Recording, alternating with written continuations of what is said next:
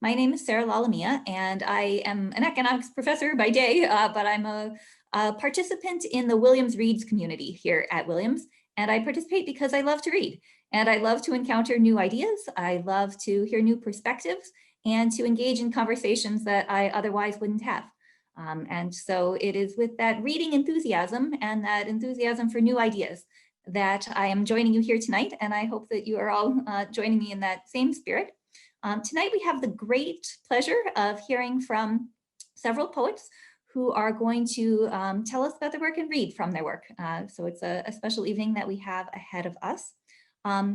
As Beyza was holding up the book, I will remind you, I think probably everyone knows this, but I will remind you that this year's book is Subject to Change, Trans Poetry and Conversation. And as you know, it's an anthology of poems by 5 contemporary transgender poets, and each group of poems is followed by an interview with the author. And I think this book does a great job of satisfying some of the goals that we have for Williams Reads. And I am not the only person who is enthusiastic about the Williams Reads program. Many groups have come together tonight to make this event possible. So I'd like to take a minute to thank those groups. So our sponsors tonight are the Williams Reads Committee, the Claiming Williams Committee, the English Department, the Program in Women's, Gender, and Sexuality Studies, the Class of 1946 Memorial Fund for World Brotherhood, the Lecture Committee, and the Oakley Center for Humanities and Social Sciences. And with that, I am now going to introduce our panelists for tonight. First up is H. Melt, who is the editor of this collection. And they're a poet, artist, and educator, and the author of several works, including one that's coming out in the fall. There are trans people here, so look for that in the fall. The poets who are featured in the collection include Cameron Awkward-Rich. Hi, Cameron. And Cameron is an assistant professor of women, gender, and sexuality studies at UMass Amherst, and the author of poetry collections Sympathetic Little Monster and Dispatch. Christopher Soto is joining us, based in LA, a poet who works at UCLA and is on the board of directors for Lambda Literary, and has published Sad Girl Poems and Nepentla, an anthology dedicated to queer poets of color. We also have Beyza Ozer here, and Beyza lives and works in Chicago and is the author of Fail Better and the manuscript editor of Critical Inquiry. And we have Kay Ulanday Barrett, who is a poet, performer, and educator, author recently of More Than Organs, among many other works. And I'm looking forward to hearing from all of you tonight. I should say to our audience that we are going to be recording this event, and hopefully that will mean that other people who are not able to join us right now are able to join us later. But again, I'm just so delighted to hear from all of you and to hear your work. So thank you. Thank you, Sarah. Thank you, Williams Reads and the whole Williams community.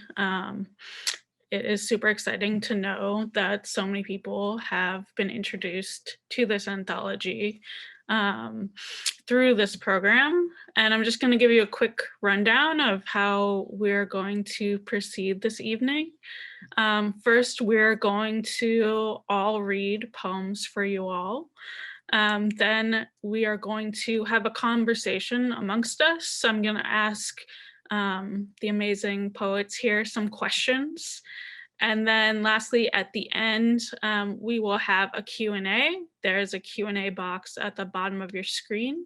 Feel free to put questions at any time in there, and we will look those over at the end. So first up, we have Beyza. Hello, thanks everyone for having me. I'll read my first poem from the anthology. But before I start, I just wanted to say justice for Adam Toledo and Dante Wright. And I hope you enjoy this poem. It's called When I Kiss You, a Casket Opens. after June 12, 2016. This is not terrorism. This is toxic masculinity made in the USA. When my mother hears about Orlando, she doesn't look at me. The next day is 3 years to the night we first kissed, and it actually meant something to both of us. But I am imagining us buried in the ground, because when a man looks at us, all I feel is sickness and anger. Because when a man looks at us, I already know what he is going to do. Once at a beach, when we kissed in the water, and one of them asked us to do it again in exchange for brunch. Once holding hands and crossing the street, when one of them yelled at us, looking down from a window in a bar next to his girlfriend. Once when I was kissing you goodbye in the rain and a group of them asked to join in. I'm so tired of being scared. I am so tired of seeing us die. I am so tired of ignoring your kiss when we are outside and surrounded by the things that kill us every day. I am sure that my death is going to happen at the hand of someone else. And when it does happen, I will think about once when I saw you laughing, when I was sad, and honestly, I just want my mom to say something about this. But I know she won't, so I will just remember the last time she laughed, something I rarely hear, and that will be the sound my body will feel first. Thank you, beyza. So I'm also going to read one poem from the anthology, a little one. This one is called Still Life. It's a poem that I wrote after reading a sort of newspaper article from the late 1800s about somebody who was arrested in Chicago, a Black person who was arrested in Chicago wearing a dress and was sort of mocked in the news. And this was a sort of a poem that was attempting to talk to them. So it's called Still Life, to Lawrence Jackson, arrested in Chicago wearing a dress, 1881. A figure in the frame, black dress slit up the thigh, a voice issues from the seam. I sit in the dark and watch your hips, your practiced walk. Somewhere there is a photograph of me in a strapless dress, me flexing my grin, my skinny arms. An image won't show you the fight at its edges, my girlfriend shining like a pearl, her father's finger on the shutter, the compromise beneath the skirt. If I can see you only in this moment you are caught, what kind of we does that make? Rows of dark bodies hunched against the page, above the page. In the archive of ink and yellow trees, there you are before the judge, offering to leave the city, to walk away with nothing in your pockets, no pockets. This, you think, is what they want from you, to look and not see you standing. What happens after that? The trail ends with you framed by dark. They don't want us to leave exactly. Instead, to not have to look to know we're there. Anything can be made into a cage, garment, sentence, cage. I draw a frame around the frame. A bright afternoon in Indiana on your shoulders, dress black and spun in a field of gold, dress a knot of brazen black birds, the body not a question.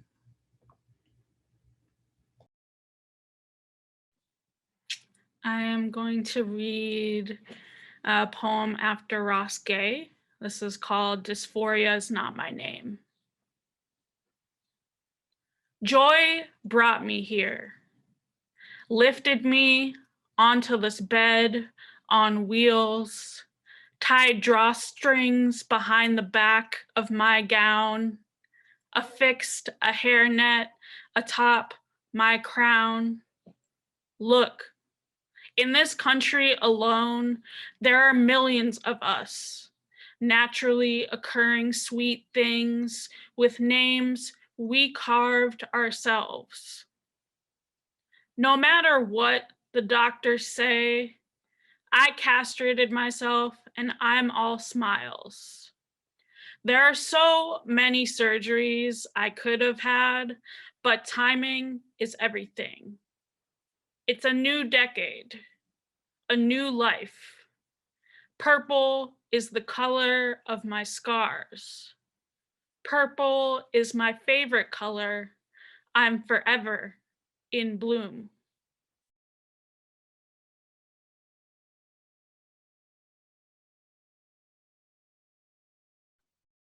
All right, just an image description. I'm a brown boy with short black hair, glasses, and a lip piercing. And I'm currently on unceded occupied Lenape land. I'm reading a new poem. It's called Sick for Sick. Their body patched, swollen skin, hair flecks gone rogue, mismatched knees, ache knits quilt throughout, curvature, a soft thing. She said, if we hum close, close enough that our chests touch, shared breath comes from belly up. Now that is not platonic. Now breathe same air, nostril kinetic.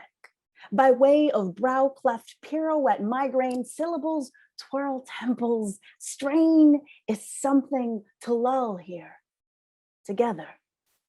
When nerves are ablaze, I am told to be blanket, lay my torso on theirs, abdomen to abdomen, core to core. Is this what a field does to a hill? Spill it with poppies. I wait on their skill.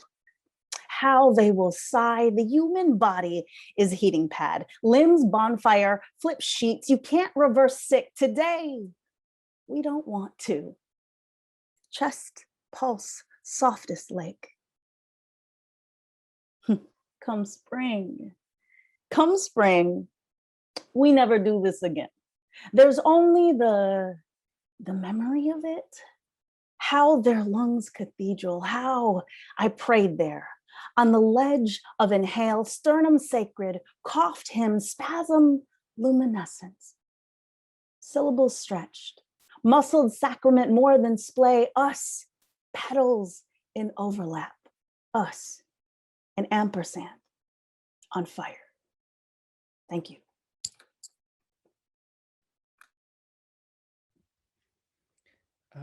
Hi, I'm Loma. Fuck the police, abolish the police. My first poem is called We've Been Yearning for a Riot. At the Los Angeles Zoo. The cobras unlocked their jaws into safety pins, picked open the locks of their terrariums, and escape. The penguins threw student loans at women with Prada purses. So upset, the thought of happiness existing anywhere seemed insulting. The albino rhinoceros battered open the gates of his captivity, how he dreamt of a road trip and camping in Yosemite. To walk in the valley and let waterfalls empty their bladders into his mouth. The ram rammed open the gates of his enclosure too. The apricot parrot sang the same song of struggle. Anti-capitalism means the rich can no longer control us with their laws. This whole fucking zoo will burst like a Molotov cocktail when the parrot sets flame to the aviary. Then a fly flew on the spine of a gazelle who was lighting a blunt while resting her hip against the ice cream stand. And the alligators are starting to pour margaritas. Alligators used to be enemies with the gazelle, but now they're together. They hijack the stereo and start dancing to Escándalo by Margarita la Diosa de la Cumbia. The pigs, most anxious of animals, stay locked inside. The pigs were clutching their badges, hiding in the mud, and waiting for the uproar to pass. Then came the wisp of tranquilizer darts. Humans pushing giraffes whose necks were craned into the shape of a McDonald's arch. And already, we're at the juncture where everyone suspends. We mustn't fold back to cornmeals from the trough. We dashed to freedom. Our cheetah crop top turned us into a cheetah. Our legs were pixelated in quick motion. Catch us if you can.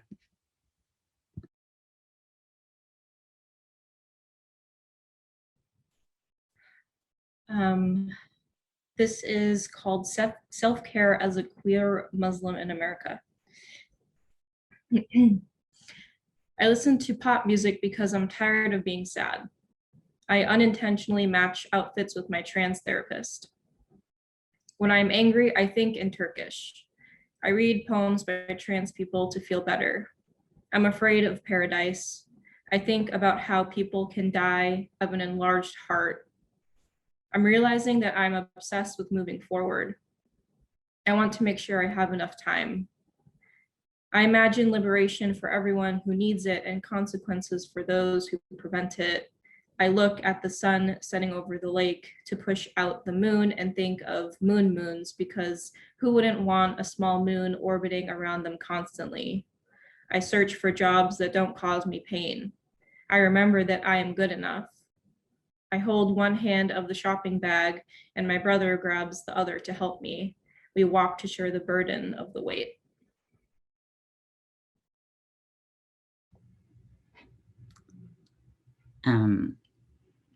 Yeah, I'm trying to figure out how to like be in the flow and not just be only a downer, but unfortunately I don't know how.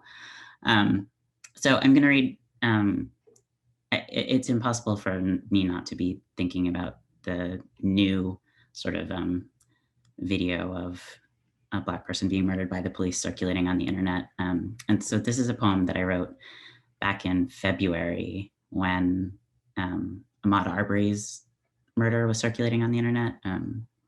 And so it's sort of about that, about being in a white town when the world continues to be what it is. It's called, It Was the Best of Times, It Was the Worst of Times. And when I surfaced from the latest weather, torrent of bad wind shuttering the blinds, so that I, or something like me, was lost and wandering again, the stale room where I fear was born, though how it is impossible to say. When I surfaced, you were talking about children. A man, barely not a child, was dead, murdered, though it was months already, between the scene and that name for it. The only way I know to outlast history is running. So that's what I do. I run. Even though even this action is a pantomime through which history, we all know it, speaks. A man particular is dead. And in the general body, the particular now, I am careful to keep my distance from the woman who is careful to smile at me in turn. When my father did not die, I didn't know. Nothing happened. And when he told me years later, when the scene found its name, I found something so like certainty it must have been. You don't have to, is what I heard him say to me. Live, you don't have to. Love, forgive me, for I believed it, believe. America is more and less itself than ever. Some days I run until my feet go numb. Some days I am the darkest thing I'll see.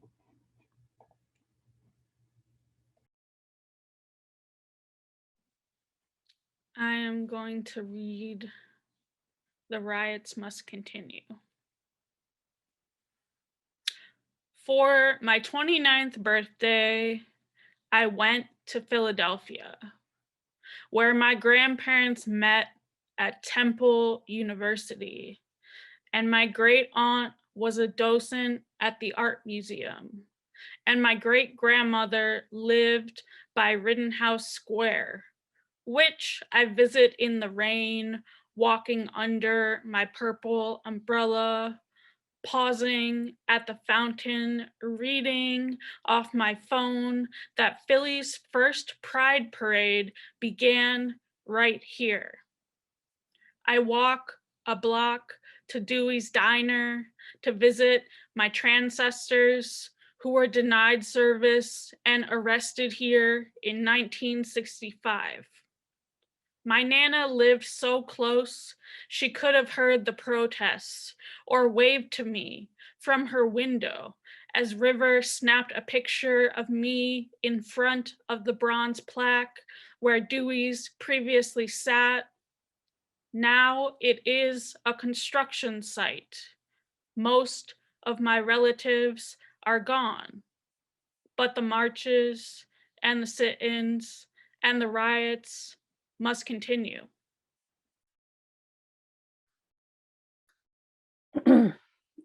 This poem is called When I'm Trying Not to Jump Like My Brothers. Content warning for ideation and suicide. I am also not an upper. 1, because Kaden called 911, because Kaite couldn't cry anymore, because there are boys' chests that house hearts for a world that can't stand their gasp when leisure walk means to be harassed, dragged by hair, kicked in stalls, torso clash discarded to tile. Dudes sneer, faggot, when I am not faggot enough. Whole cis men strike stares on subway. Whole men kill and tell me tales of their penises like correction is only punctuation of one night, 1 minute. That's all it'll take. Next poof. I'll be a darling wife. My teeth, my set of teeth, a bland picket fence. 2. The first time I wore a men's suit as drag, mother kept crying, why did we even come to this country? As though I was the war, as though I was bomb backdrop in her dreams that first time I cut my hair. Short follicles to the floor, mother crowed, where's my little girl? Where's my child? And picture me on my knees, pleading to prove that I wasn't ghost.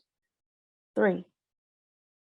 There are no gay children in the heart of mothers like mine, just mistakes. Killable kin, my people don't make headlines. Do you know what it is to get a Facebook message, Twitter, Instagram post, text message with the face of the dead friend, pupil, student, glare, grief? But you laughed with them weeks earlier, months earlier. How? I saw them at the protest. I saw them at the fundraiser. 5. I was about 18 when my friend A flung themselves off a cliff. Brown boys don't turn into men without fighting men on stoops, blood varnished at house parties by men cousins, by men government, by men uncles, by men government. A teenager thought better to face flat rocks on California bluff could be more solace than frowns of blood family. 5. A bluff, I am told, is a double entendre for precipice, as in calling your, sometimes considered scam, a sham, a bluff also known as out loud, as forthright. See also bordering a river, a coastal crest.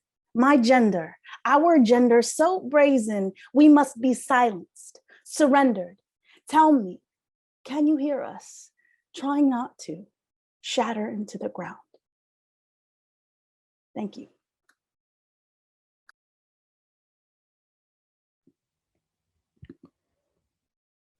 This next poem I want to read is called Job Opening for Border Patrol Agents.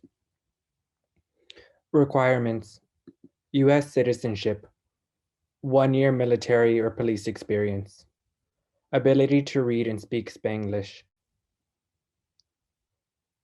Education, no college degree required. Duties: jug of rose water slashed open, slit in the shape of a frown. Mexican teenager unarmed but shot. Neon burial grounds tumbled through the border. Money stolen, medications confiscated, migrants denied medical treatment before being crammed into overcrowded cells. Children in detention centers took toilet paper and placed it on the floor for warmth, because there was one barrier between them and cold cement. Checkpoints kept open during the hurricane, so migrants couldn't seek safety without being detained. Drugs smuggled over the border by agents. Surveillance cameras shook through skinhead passports. Border communities petroleum patrolled desires. Believed you were good for doing your job, even when your job means harming others. Salary, $40,000 a year, and raise, plus overtime. Benefits: infrared scopes for night operations, half price on used lungs, required to carry a firearm, vehicles equipped with off-road vehicles, horses, watercraft, motorcycles, and ATVs, while welfare services deplete. Stood before the mirror, throwing rocks. How to apply? Send in your name. We promise insomniacs have the best daydreams. Full-time, Latinos preferred.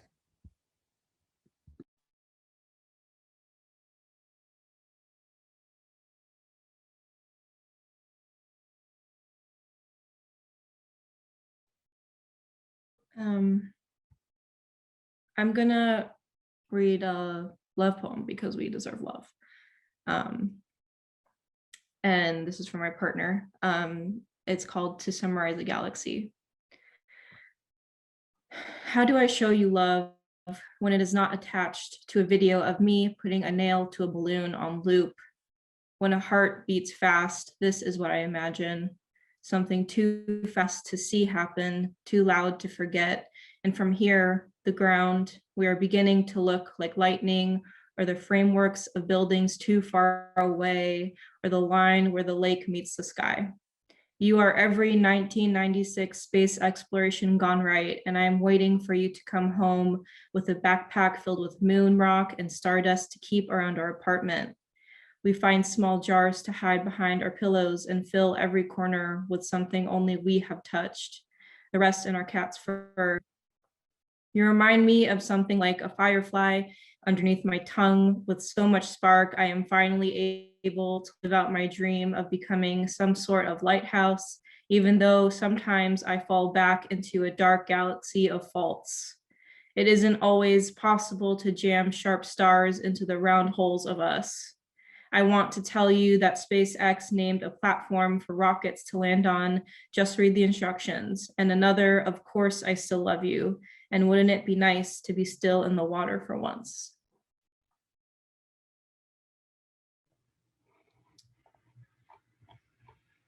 Cento between the ending and the end. Sometimes you don't die when you're supposed to. And now I have a choice. Repair a world or build a new one. Inside my body, a white door opens into a place queerly brimming gold light. So velvet gold, it is like the world hasn't happened. When I call out, all my friends are there. Everyone we love is still alive, gathered at the lakeside like constellations. My honeyed kin, honeyed light beneath the sky, a garden, blue stalks, white buds, the moon's marble glow, the fire, distant and flickering, the body whole, bright-winged, brimming with the hours of the day, beautiful, nameless planet. Oh, friends, my friends, bloom how you must, wild until we are free.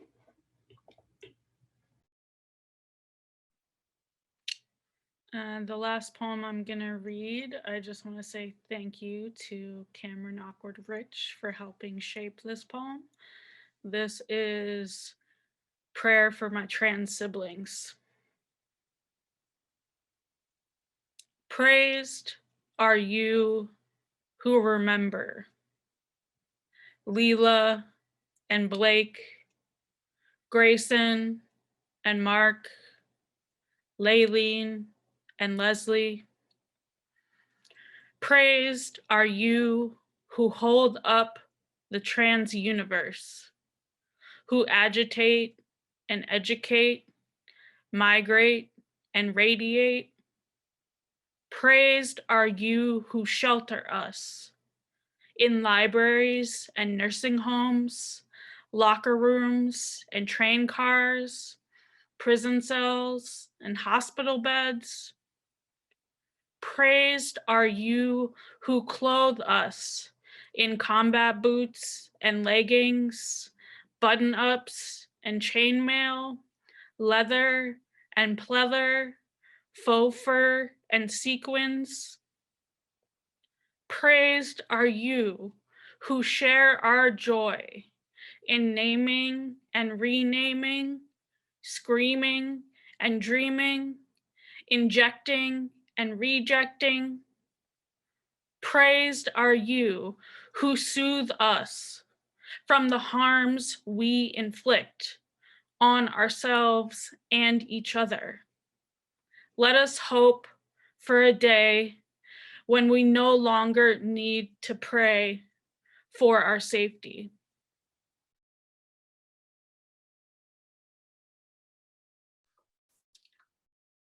My last poem is called Root Systems. I have this assignment to write on origins, and all I can think about is your relleno talong at sunrise, garlic thick air, wisp of floral dress sway on linoleum as you commit to a careful chemistry of a fried egg. To say I have roots means all us kids knee deep in dirt, means only I know how to eat because you brought backyard, earth soaked, each bite caressed by sweat of forehead. The land gives us what we need, Anak, not like this country. We didn't get it then. You training us for the end of times, or maybe bringing us back to our beginning? Nah. Bold brown knuckles turned into baon, lunchtime snacks folded of banana leaf, to unwrap gift every noon, map illustrated of rice speckled in sea spinach, while others ate bland mashed potatoes. A spark of sili, proclamation of patis. We held up sliced mangoes sculpted into bouquet every summer. You took small seed, hard stone, harsh light, profuse cackle, grew it into momentum to fuel every star, speckled report card on the fridge, every trophy shimmer slung over the shoulder. Our last photo together. Sasan Babian, July 2007, 96-degree Fahrenheit heat, palm tree silhouette on cheeks. You said, "Oi, I love your haircut, Anak. So pogi." Big smirks. Fingertips pressed on lychee skins, our version of prayer, not to mention the way you taught me to pick apart until we found tender.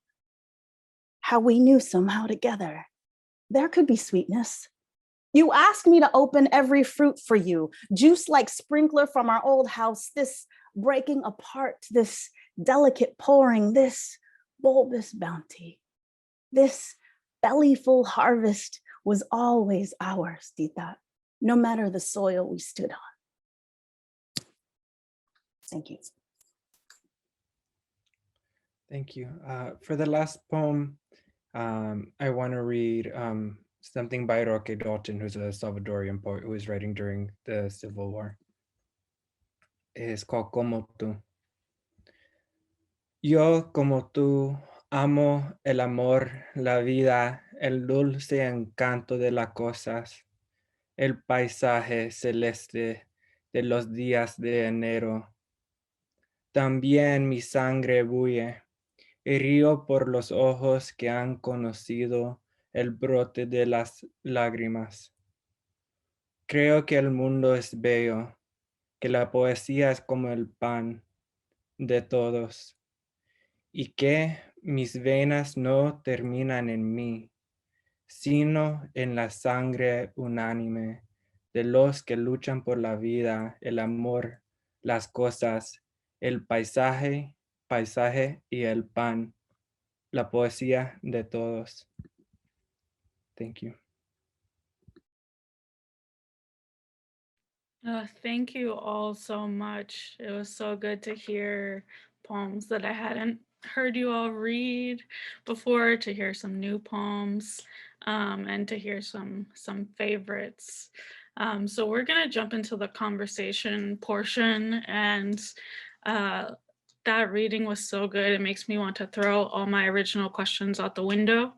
One thing that I heard from several people during their readings was this concept of blooming, of seeds and bouquets.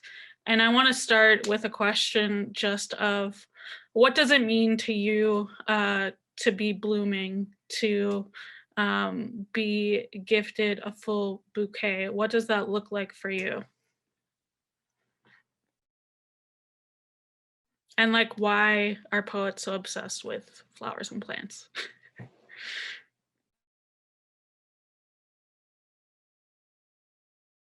Because we're all gay. That's all I got.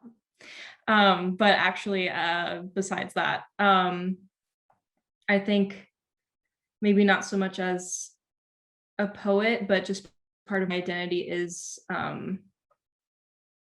just trying to be better all the time for myself and just in general for the world. And I see that as a kind of blooming and just different reincarnations of myself. So that's, I think, that kind of connection that I make. But I'm curious what others also have to say.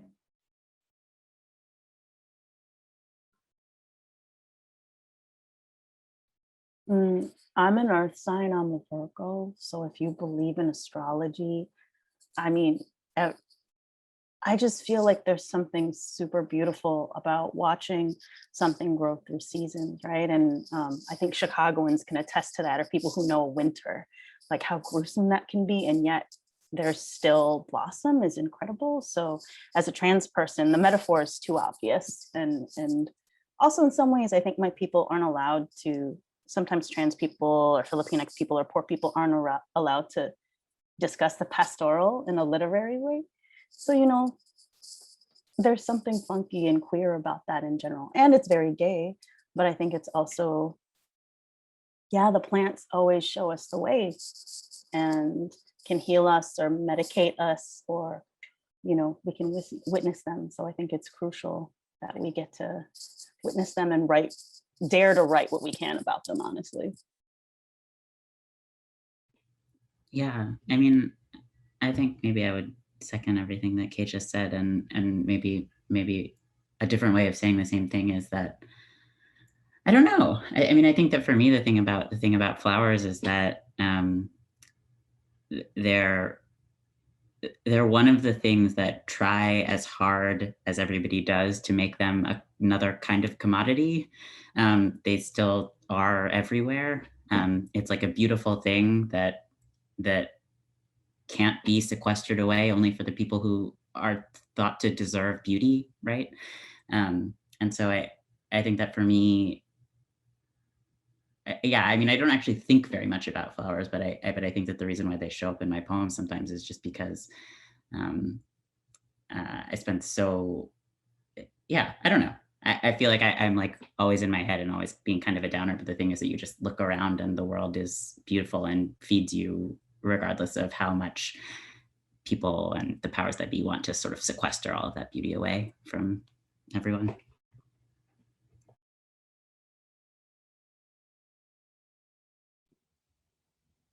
I don't think I have anything substantive to add to this one. Yeah, I'll echo Cam and just say that I think for me it is like the element of surprise and also like sometimes the element of disappointment, right? Like sometimes the flowers may not come up. Sometimes they may, you know, die sooner than you were hoping for them to.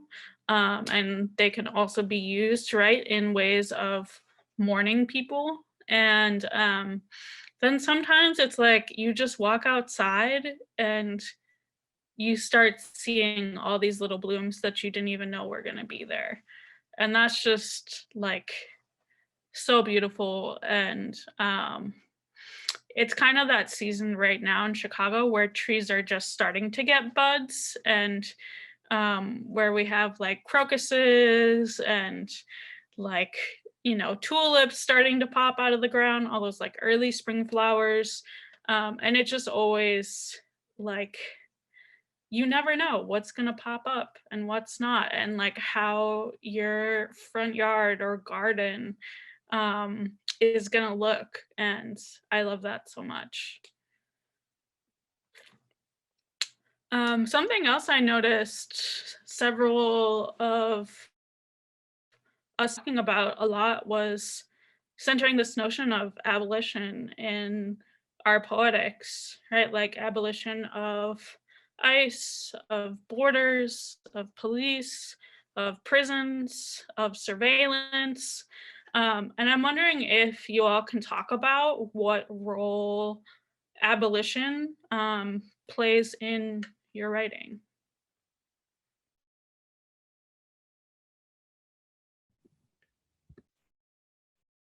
I mean, it keeps us alive, right? I mean, there wouldn't be the poems without that, for me at least. There would just be nowhere to go from there. And I think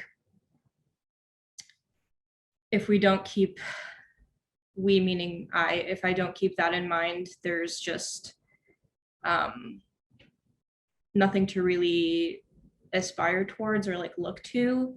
And I think, you know, as with my privilege as like a white passing able-bodied person, I think it's imperative to keep that going, and to keep just keep myself in that mindset, because there are so many things that try to take life away from us, you know, as queer and trans people. And those powers aren't going to get rid of us, because we are flowers and we are going to continue to bloom and come back in every form that we possibly can. So yeah, that's my thought. Oh, I know how to, I could respond to this one. A couple years ago, I wrote this article, Poetry in the Age of Mass Incarceration, and it kind of felt like this cataloging and me trying to understand like what poets were doing, responding to the last 40, 50 years of the carceral state. But for the last few years, that article has felt really insufficient to me.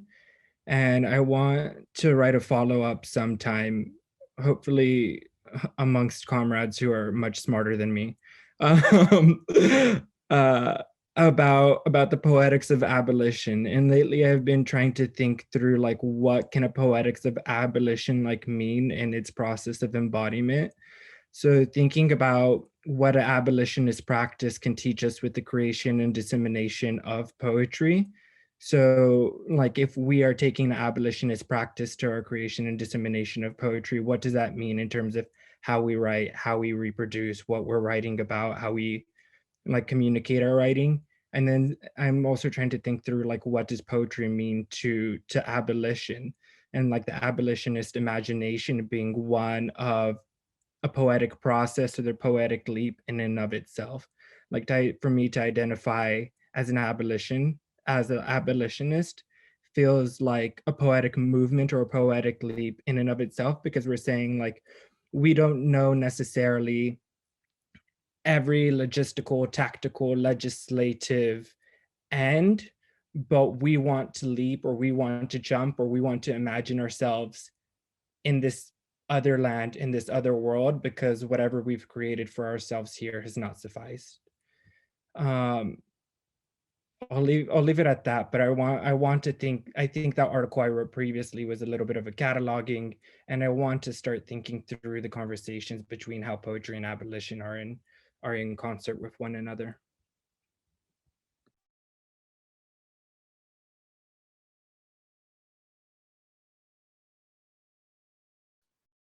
Yeah, I mean, to be brief, I just think the police state murders people, murders those I love, murders Black people, Indigenous people, non-Black people of color, migrants, undocumented folks, disabled folks.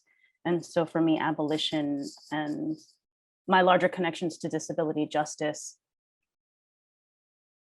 mean that that the police state just binds us and dehumanizes people. So if I want to dismantle white supremacy and ableist supremacy, cis supremacy, and all those supremacies, then yeah, there's no other way.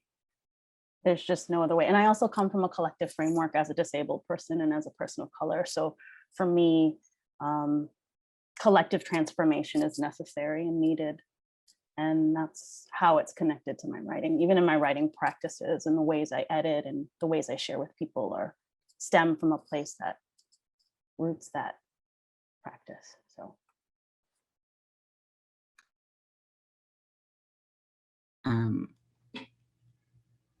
The only thing I'll add is maybe a bit of a digression, which is that there's this poem by June Jordan, which I think is called Letter to the Local Police. And this kind of ties together your last poem, your last question too. It's called Letter to the Local Police. And it's sort of this poem that is in the voice of, it seems to me like a kind of white middle-aged couple who are like complaining to the police about like unlicensed or unregistered roses that are sort of have blossomed on their block. And I think that this poem is one of those places where I see, I mean, I think that poetry is on the side of power all the time in ways that are sort of terrible and et cetera, et cetera. But I also think that there's a way that if what a poem is an attempt to get close to the kind of unlicensed roses, right? To get close to the kind of wild profusion of life and ways of living, and sort of beauty, then like it necessarily has to be the opposite of the way that the speakers of these poems imagined what beauty and roses are for, right? So I think that in my like thinking, I try to think toward abolition. I try to write toward abolition. Otherwise, I'm writing away from the life and living of my people, right? But I think that on a kind of basic level, of the sort of basic and abstract level, in order to care about the flowers, you have to not care about the police or not be writing a letter to the police, you know? Ugh, such a beautiful tying in there. Yeah, I think about kind of what Loma was saying around how much imagination is required for abolition, right? Like someone had to imagine, right, prisons and borders and surveillance, right? Like those things had to be imagined as well. And those things are grand misuse of imagination. But I think that what excites me about the ways that I see poets engage in abolition, whether it's like reading a poem at a protest or marching with your students, um, it just reminds me how important it is to like not forget to imagine. And I think as someone who really was rooted and like grew up in this poetic space where the real and like telling your own personal story was centered, which is super important. But I think what I've been seeing a lot of poets I know now doing is kind of combining that with, right, like imagining worlds in which we have time to, right, like stop and appreciate the sunflowers, to like grab some berries from a farmer on our lunch break or what have you. And I'm just so grateful for all the ways that people are using their imaginations in this moment and always. And I think that that can definitely get lost and be hard to access when you are like struggling to, right, feed yourself, to pay your rent, to get out of bed, and all these sorts of things. I want to ask a question about the anthology itself, about Subject to Change. So the anthology came out in 2017. It is now 2021.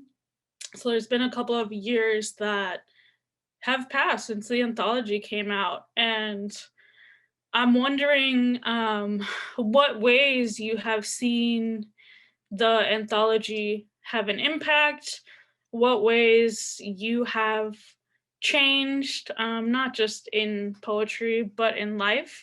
since Subject to Change first came out versus where you are now.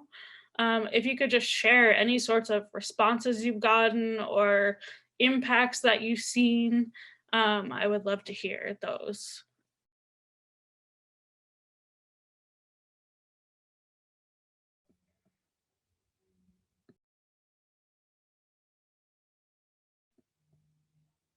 I guess I could go first. I feel like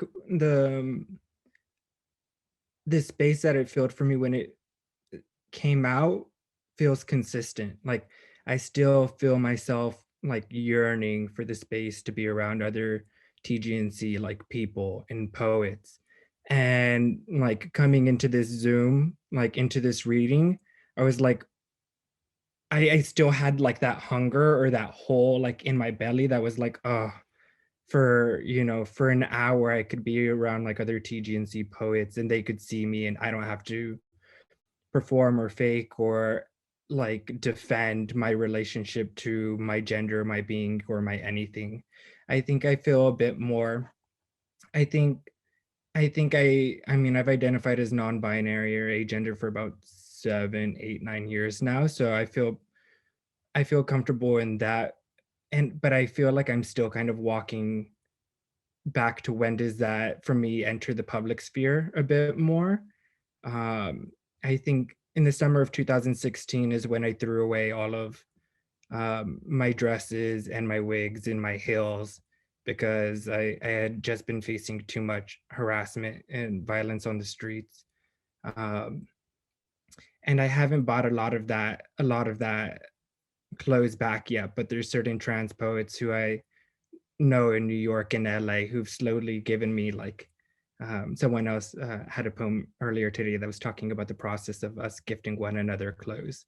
So a lot of the femme shit that I still do have is from other like trans poets who have been like, here are some heels for you, here's a crop top for you, here's a whatever, because I haven't made the time to go shopping yet. So I think that this anthology is just feels like it still feels such a needed and a vital space and such a healing space. And the TGNC community has been just so immensely generous in for the production of my work and also for my life and the ebbs and flows as I try to understand myself and others.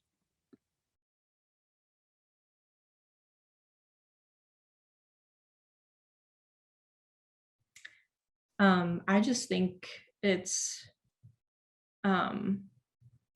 sadly incredible that I get surprised when I see it in a library or in a bookstore, because it shouldn't be incredible. It should just be something we're used to at this point. And I mean, we have anthologies like We Want It All recently came out. We have had Troubling the Line, but it's still a very rare occurrence to see a group of trans people collectively in one space. And I think even the fact that this reading is happening is like proof that even if this anthology came out in 2017, which was 4 or 5 years ago almost, people still care. And I think that is what really keeps me going, is that people still want to appreciate, understand, relate, and appreciate, support us. And I think that really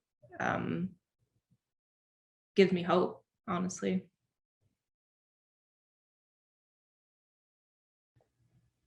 I think that's something that I really love about the anthology, actually. And I don't know that this might sound weird, but I think that one sort of problem with anthologies generally is that they often aim to be huge and like comprehensive. And I think that's something that's really great about this one, actually, is the way that it obviously is not trying to be that, right? It is sort of obviously a collection of 6 trans poets from who and I mean we like represent different sort of blah blah blah, but I think that the way that it sort of maintains that the intimacy actually because it doesn't aim for comprehensiveness, because it doesn't aim to be kind of like the definitive book about trans poetry or radical trans poetry or whatever. I think that is something that has been really useful, and I've definitely had like high school and sort of early college age trans students come up to me kind of after readings or and talk to me about this anthology specifically because it is one that I think creates a kind of a feeling of more intimacy than the kind of bigger comprehensive projects do. So that's something that I really appreciate about it. I think connecting to what Cam and what some other people are saying is what makes this anthology so great. When I go to readings, a lot of people, do colleges, universities, small ass little shows at some auntie's house, and somebody will have this anthology. And actually, it may not always be the poetry. People really love the interviews, right? Like the full context. And I think for some of my audiences who might not be poetry centered, interviews or talkbacks and Q&As, those are passageways, conduits for them for poetry, which I think doesn't only create this level of intimacy, but this level of kindred. Like you get this external of what the poetics and aesthetics are, but then the mechanics and the spirit and the temperature and the pulse of the poetry is so evident in the book because of that component. So I think those pieces coupled together make such a formative and really great collection. That's what I've noted, and that's what I've heard from other people, was just like some people are like, I don't actually read a lot of poetry or XYZ, but when I read the poems were fascinating, and then I read the interviews, and then all of it together as a whole, it just felt really formative for a lot of people to have that format specifically that honestly a lot of anthologies don't have. Not even poetry anthologies, just anthologies in general. For sure. Thanks, y'all. I mean, it's you all, it's the people to me, and our continuing relationships, since that time, before that time, in the future, that are really important to me. And I think speaking about this idea of trans intimacy, I feel like trans intimacy is life-saving and life-giving. And when I think about what has like really allowed me to bloom, it is definitely without a doubt other trans people. And it is definitely without a doubt having close relationships with other trans people in my life. And like, I think that intimacy is so important, and like intimacy, not just right in a romantic way or in a sexual way, but like in a personal way as well.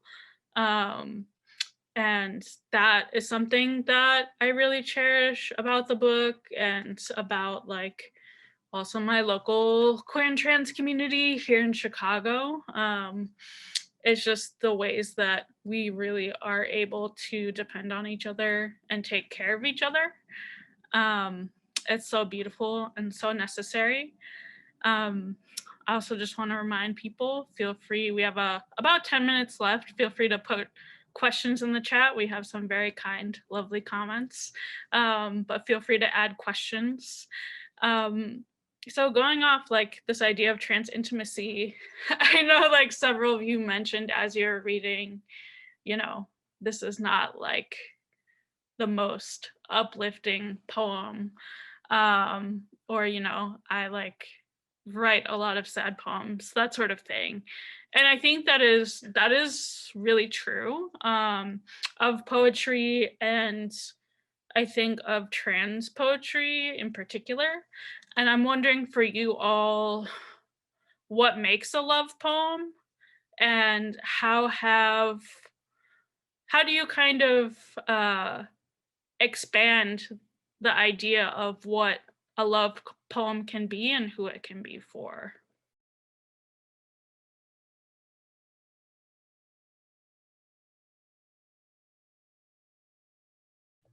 Okay, well, I guess I'll give a sort of a downer answer, and then maybe somebody else can.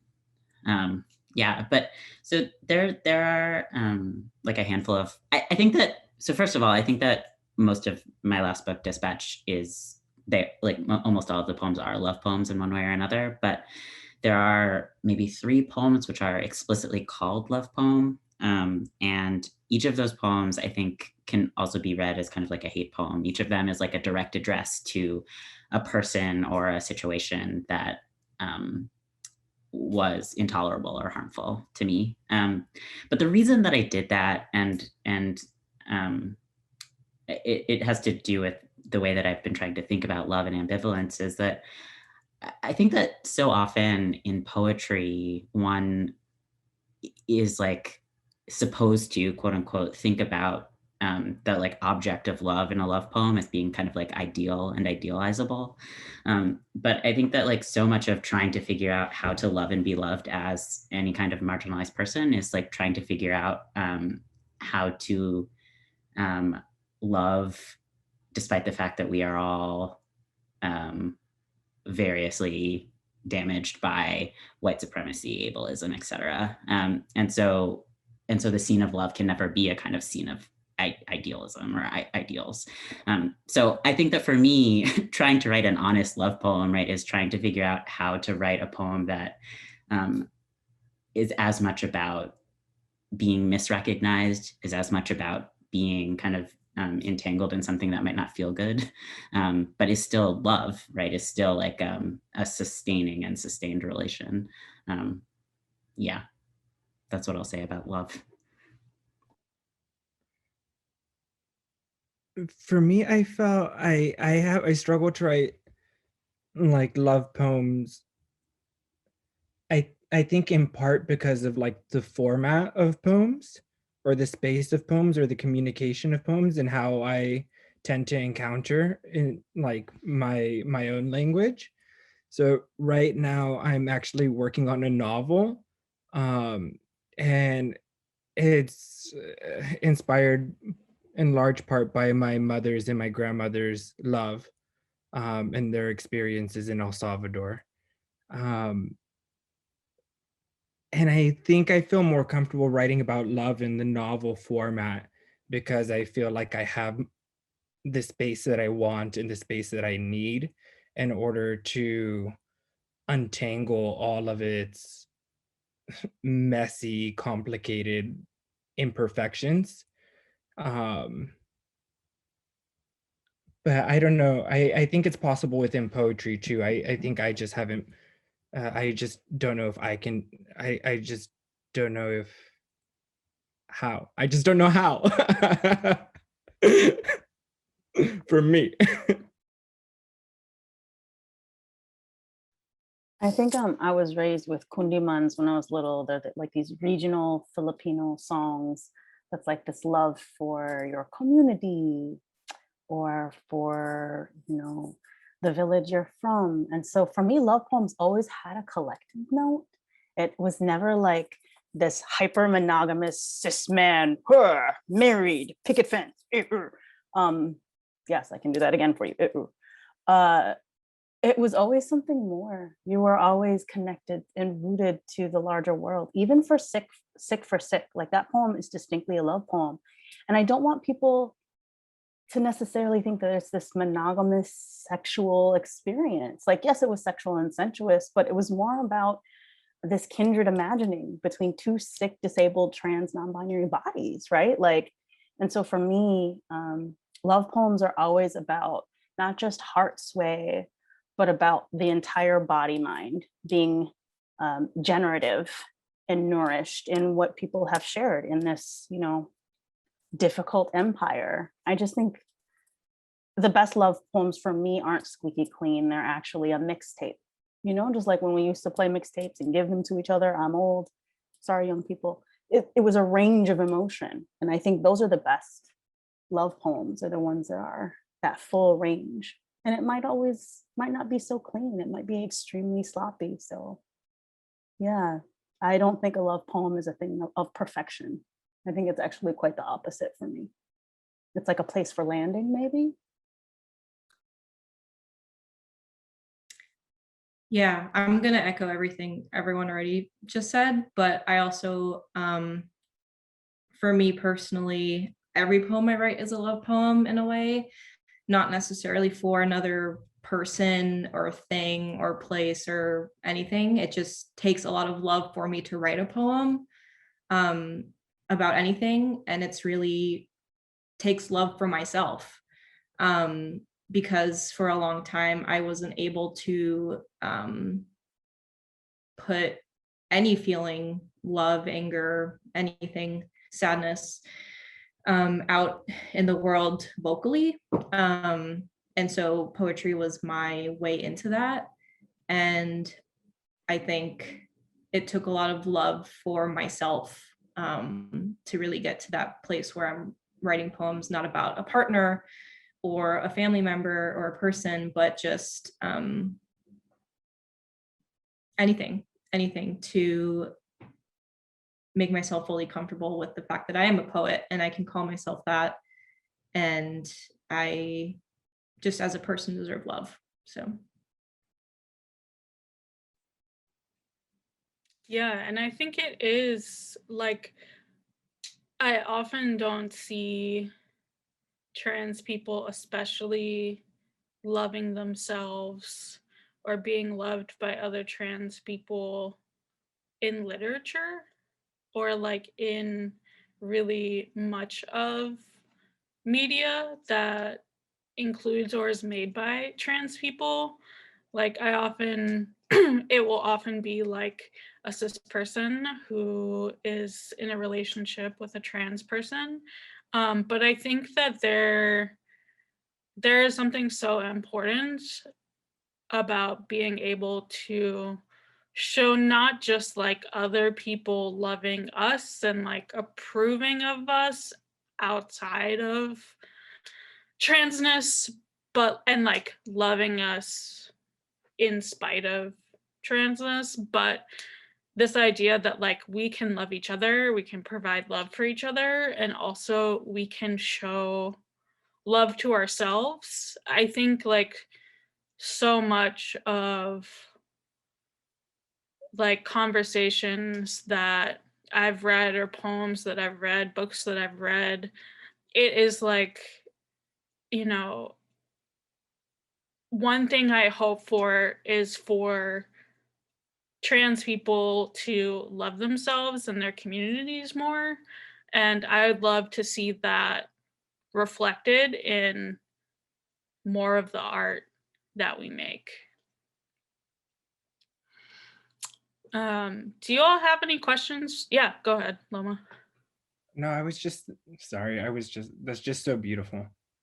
Because it's true, we do a lot of labor internally for our own community, whether it's providing each other with housing, clothes, food, literature. Like there's so like money for rent, like there's so much physical, emotional, material labor that is provided like amongst one another, like in TG&C communities.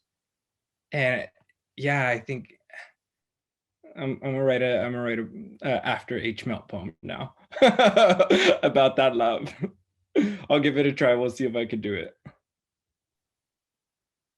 Yeah. Do you all have any questions for each other or for me? I want to give you the space to talk with each other as well before we wrap up. I just wanted to say a quick thank you to you because you've provided spaces for so many folks for so many years, really selflessly and consistently. So thanks again, H melt.